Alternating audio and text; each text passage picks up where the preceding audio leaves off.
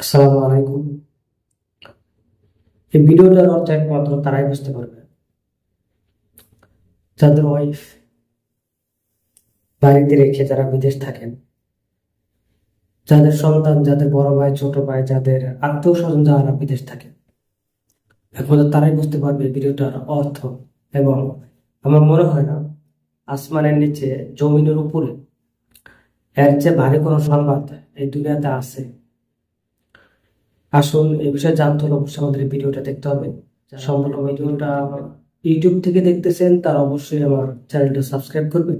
আর যারা আমার এই ভিডিওটা ফেসবুক পেজের মাধ্যমে দেখতেছেন অবশ্যই আমার পেজটা ফলো করুন। ছোট্ট একটা ভিডিও দেখে আসি, তাহলে অবশ্যই বুঝতে পারবেন ভিডিওটার গুরুত্ব কতটুকু।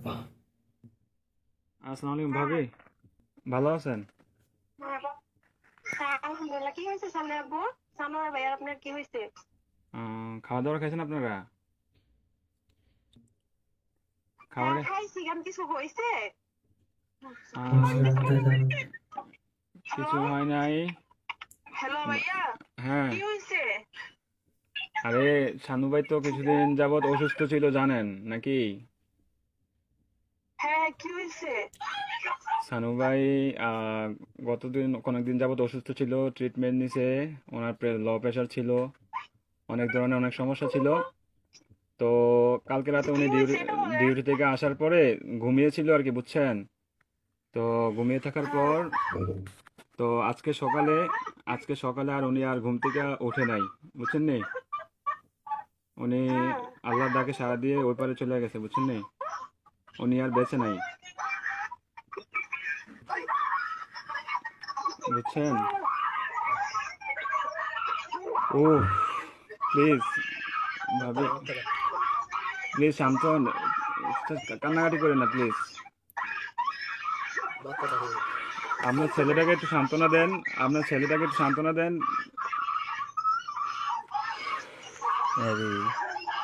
প্লিজ প্লিজ কান্না করেন না, সান্ত্বনা দেন।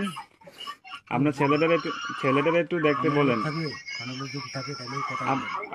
আপনাদের যদি লোকটুক থাকে তাহলে যোগাযোগ করেন।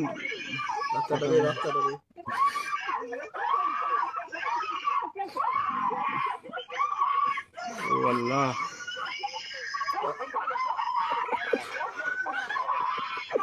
প্লিজ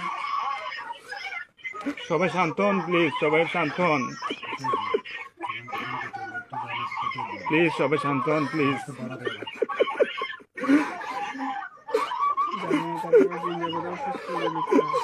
আপনারা দোয়া করেন, তাছাড়া কিছু করার নাই।